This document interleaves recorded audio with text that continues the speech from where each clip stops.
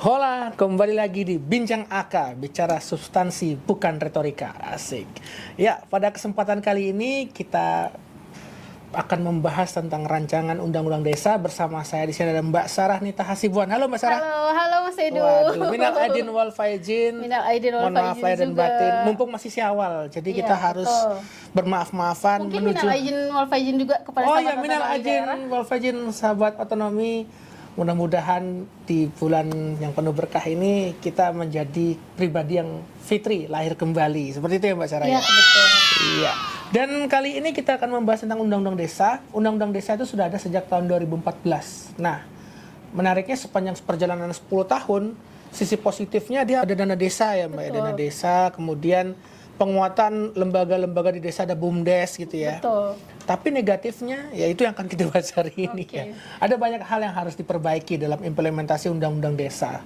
Nah, dan dalam proses memperbaiki tersebut, negara akhirnya mengadakan pembahasan nih terkait dengan rancangan Undang-Undang Desa. Cuma sayangnya memang yang lebih baik dibahas adalah masa jabatan. Iya, periodisasi kepala desa ya. Iya, Mas Edu ya. apakah 9 tahun atau bagaimana dibandingkan membahas hal-hal yang jauh lebih substansif dan lebih relate dengan masalah-masalah masyarakat di desa. Betul. Kalau menurut catatan Mbak Sarah hari ini, gimana sih masalah di desa?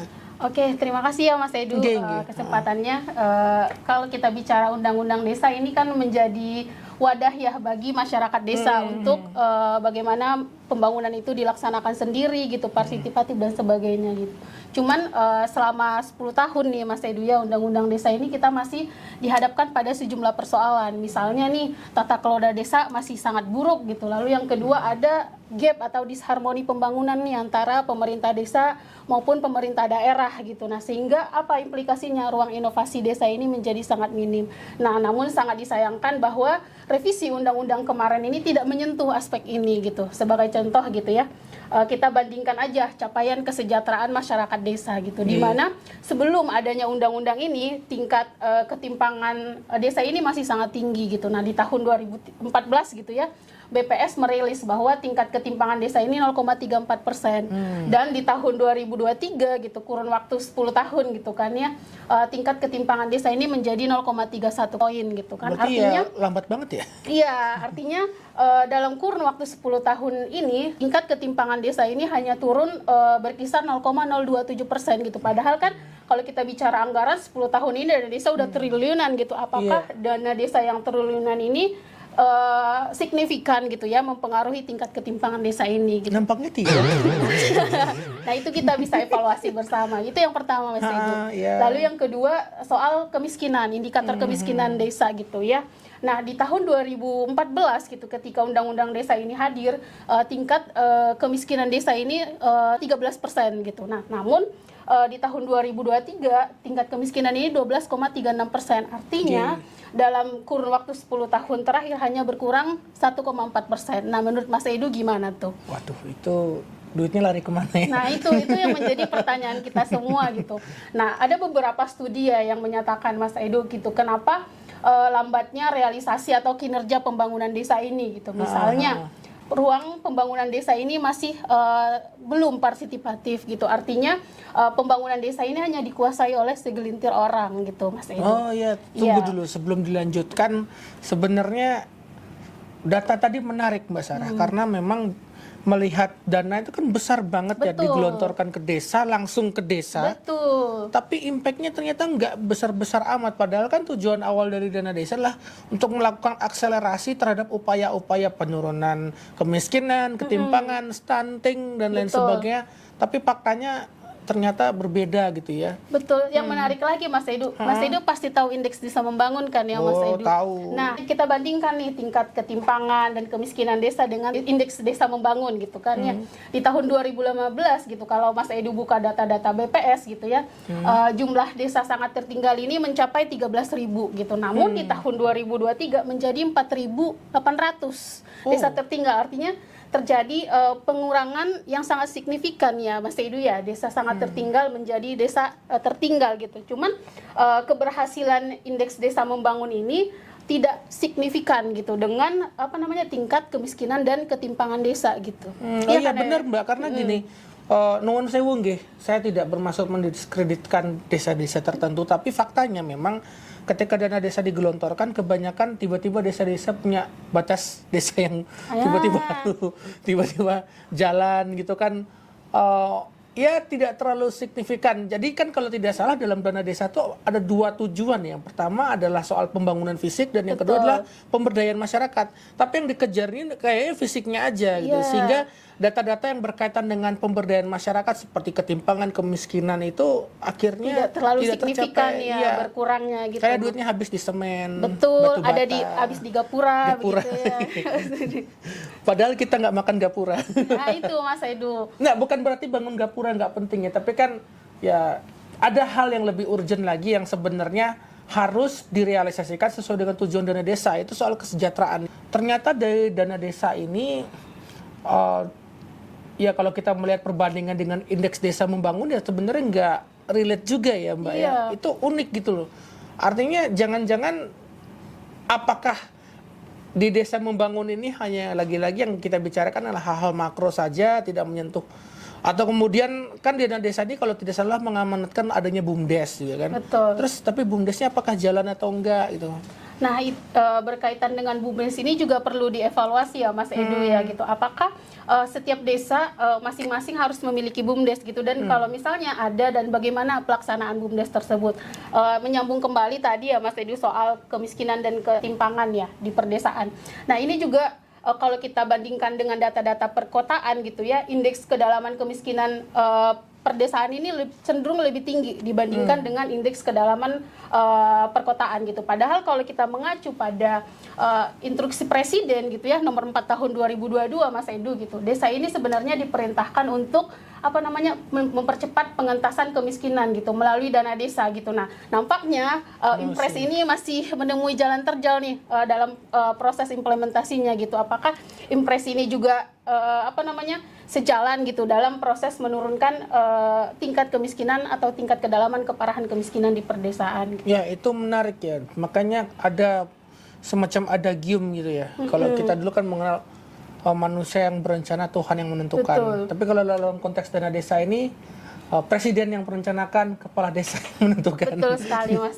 Dan bicara soal kepala desa dan tata kelola pemerintahan desa menarik loh. Karena tadi di awal Mbak Sarah bilang ada masalah dengan tata kelola kita. Itu apa aja masalahnya? Baik Mas Edu, nah berkaitan dengan tata kelola ini sebenarnya kita dihadapkan pada 4 hal ya Mas Edu ya. Baik dari sisi perencanaan desa seperti apa, lalu yang kedua alokasi penganggaran desa ini seperti apa, kebijakannya, terus lalu yang terakhir kelembagaan desa gitu. Nah, nah di masing-masing sisi ini Mas Edu kita masih dihadapkan pada beberapa persoalan. Misalnya saya sebutkan di bidang perencanaan desa Mas Edu. Nah, di sini kalau kita bicara soal perencanaan pasti erat kaitannya dengan partisipasi masyarakat. Gitu. Nyatanya dalam perencanaan desa ini ruang partisipasi masyarakat ini belum diakomodir atau dibangun sepenuhnya gitu kan. Nah, sehingga di sini perlu kita ingat kembali apa sih tujuan awal pembentukan undang-undang desa ini gitu kan ya.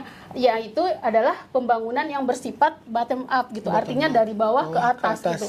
Artinya masyarakat desa seharusnya berfungsi nih di sini sebagai pelaksana, pengawas, pendukung maupun peninjau pembangunan desa gitu. Itu dari sisi perencanaan desa. Lalu yang kedua dari sisi penganggaran gitu. Nah, ini kita masih mengalami persoalan di aspek pembinaan dan pengawasan yang lemah gitu. Implikasinya apa? Tingkat praktik korupsi di desa masih sangat tinggi gitu ya. Dana desa yang terus naik gitu dalam tiap tahunnya gitu. Ini berbanding lurus dengan peningkatan korupsi di desa gitu. Banyak sekali kepala desa yang terjerat kasus korupsi ya Mas. Makanya rancangan undang-undangnya lebih banyak bicara soal masa jabatan daripada dampak terhadap ini. Ya, karena ini ya. Iya.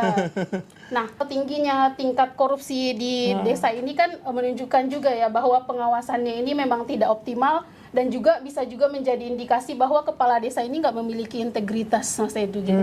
Nah, terkait data-data berapa tingkat korupsi di desa gitu, data KPK 2023 teman-teman menyebutkan gitu ya bahwa dalam kurun waktu 2015 sampai 2023 gitu terdapat 601 kasus korupsi di desa gitu ya dengan total tersangka 668 orang gitu. Nah data-data yang semakin tinggi ini sehingga memang menjadi PR kita adalah perlu dipikirkan gitu bagaimana pemilihan atau mekanisme pemilihan kepala desa yang berintegritas gitu. Percuma dana desa naik tiap tahun kalau kita masih memiliki PR di kepala desanya gitu. Kalau misalnya kepala desanya nggak berkualitas gitu, tidak berintegritas gitu, sama aja gitu, nggak ada gunanya dana desa ini, Mas Edu. Ya, Itu. makanya kepala-kepala desa kadang-kadang kalau main Instagram harus berkunjung ke Instagramnya Pak Ganjar Pranowo. Karena sudah kata-kata bagus. Tuanku adalah rakyat, jabatan hanya mandat. Nah, itu yang harus dikedepanin ya. Iya. Nah, kalau dari sisi kebijakan gimana, Nah, Mbak? itu tadi kan masih dari sisi perencanaan dan penganggaran yang Mas Edu ya. Nah, berikutnya dari sisi kebijakan gitu. Nah, ini juga desa masih dihadapkan pada beberapa persoalan. Misalnya, desa ini kurang produktif ya dalam menyusun peraturan-peraturan desa di luar RPJMD, APBDes maupun RKPDes gitu. Artinya kewenangan desa ini Tunggu dulu, apa itu RPJMDes, apa itu APBDes, itu apa singkatannya? Itu aja. RPJMDes itu rencana pembangunan jangka menengah desa, APBDes itu anggaran pendapatan belanja desa, lalu RKPDes itu rencana kerja pemerintah desa. Artinya dari sisi kebijakan selama ini pemerintah desa Mas Edu hanya menyusun peraturan-peraturan terkait gitu. Tidak ada atau inovasi yang minim gitu ya.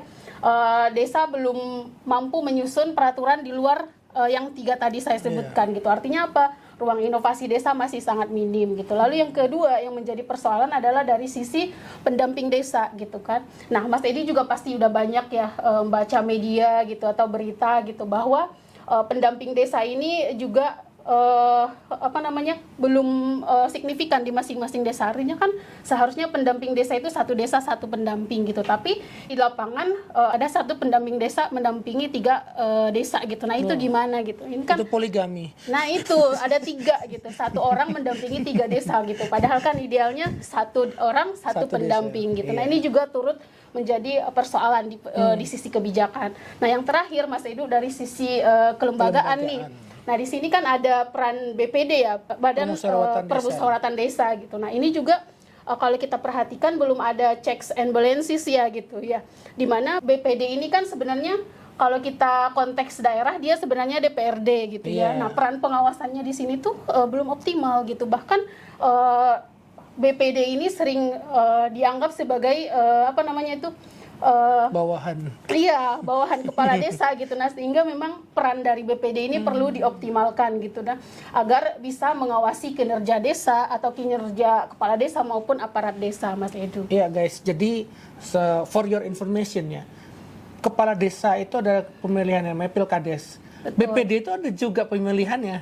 Dan sistemnya kurang lebih sama dengan milih DPRD, DPR Betul. gitu. Jadi sebenarnya istilahnya kalau kita mau mengatakan trias politikanya di desa itu berjalan. Jadi eksekutifnya ada pemerintahan desa, legislatifnya itu ada BPD ini. Betul.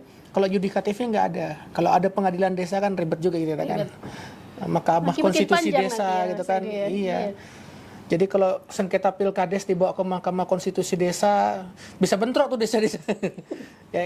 Never mind guys. Sekarang ini kita membahas ke depan ya, moving forward aja ya. Kalau kita bicara masalah terus-menerus ya, namanya juga negara baru merdeka 70-an tahun gitu ya. Kita masih belajar. Kalau Swiss itu kan udah dari tahun 1500-an udah berproses, Amerika sebagai nenek moyang demokrasi. Tapi yang kita pengen lihat ke depan nih, gimana sebenarnya baiknya pengaturan undang-undang desa nih. Di luar kita bicara masa jabatan ya sebenarnya ya. Oke, Mas Edu, gimana seharusnya ke depan desa ya? Ada beberapa catatan sebenarnya. Tidak melulu soal priorisasi gitu. Nah, priorisasi jabatan kepala desa sebenarnya berpengaruh positif, Mas Edu. Jika kepala desa yang diperoleh atau didapatkan atau dipilih itu memiliki integritas gitu. Nah, kalau misalnya dia nggak ada integritas, justru menjadi bencana bagi desa itu sendiri. Nah, betul Mbak. Karena gini, saya masih ingat tuh. Jadi ketika di DPRD, tarik ulur kan pembahasan ini, tiba-tiba sekumpulan kepala desa bilang, oh kalau kalian tidak mengesahkan RUU ini, kalian akan kami tumbangkan di desa. Jangan-jangan yang kalah itu ditumbangkan kepala desa. Oke, nah langkah ideal untuk menguatkan peran desa ini seperti apa? Ada 3 catatan, Mas Edu. Iya. Pertama, kita tentu mempercepat pelayanan minimal ya atau SPM gitu kan. Bagaimana penanggulangan kemiskinan desa maupun juga ketimpangan desa gitu. Serta kita diharuskan atau dituntut gitu ya pengembangan usaha ekonomi desa berbasis masyarakat gitu. Bisa juga mengoptimalkan kembali peran-peran BUMDes ya Oke. yang ada di Ya, desa. benar itu, benar. Nah, lalu yang kedua melalui perbaikan sistem tata kelola gitu dengan mendorong ruang partisipasi masyarakat Mas Edu gitu untuk terlibat dalam proses pembangunan desa, sekaligus juga bisa menjadi check and balances dari aparat-aparat desa ini gitu. Nah, yang terakhir adalah menumbuhkan ruang inovasi desa gitu. Jangan melulu membuat kebijakan cuman RPJMdes, RKPdes maupun APBdes. Kebijakan-kebijakan lain dong yang inline dengan pembangunan desa gitu. Sehingga desa ini memiliki daya saing, desa ini kuat dan desa ini maju gitu. Ya, sepakat Mbak Sarah, karena kemarin saya dapat info A1 ya, bahwa nanti makan siang gratis itu akan dieksekusi oleh BUMDes, Mbak. Iya. Jadi memang betul, jadi penataan kelembagaan itu dalam undang-undang desa, makanya wajar ketika rancangan undang-undang desanya nampaknya mungkin mulai tarik ulur, tapi kalau memang mau diketuk palu dalam waktu segera, memang harus disesuaikan juga dengan undang-undang yang lain yang nanti akan relevan dan saling menopang program-program unggulan Prabowo Gibran kan ya, karena memang salah satu yang menjadi wacana itu adalah akan menggerakkan BUMDes untuk makan siang gratis. Makanya diskursus ini penting. Karena kita bukan bicara siapa yang menjadi pemimpin dan lain sebagainya, tapi ini kita bicara masa depan desa ke depannya. Karena masa depan desa itu adalah bagian dari masa depan otonomi daerah. Seperti itu. Ada lagi Mbak Sar mau ditambah pesan-pesan mungkin kepada kepala desa gitu mungkin atau apa? Apa ya pesan-pesan untuk kepala desa, bekerja berdasarkan hati nurani aja. Asik, hati nurani adalah yang utama. Dan jangan lupa bergerak dengan panduan-panduan moral. Betul. Etika. Iya. Ya, sekian bincang AK pada hari ini. Mudah-mudahan kalian senang melihat diskusi ini. Memang kalau diskusi dengan Mbak Sarah ini penuh dengan daging ya, karena memang isinya tuh berbobot gitu. Jadi ya mau lihat diskusi-diskusi selanjutnya dengan Mbak Sarah dan nanti dengan rekan-rekan AK yang lain, nantikan dalam bincang AK selanjutnya. Dadah!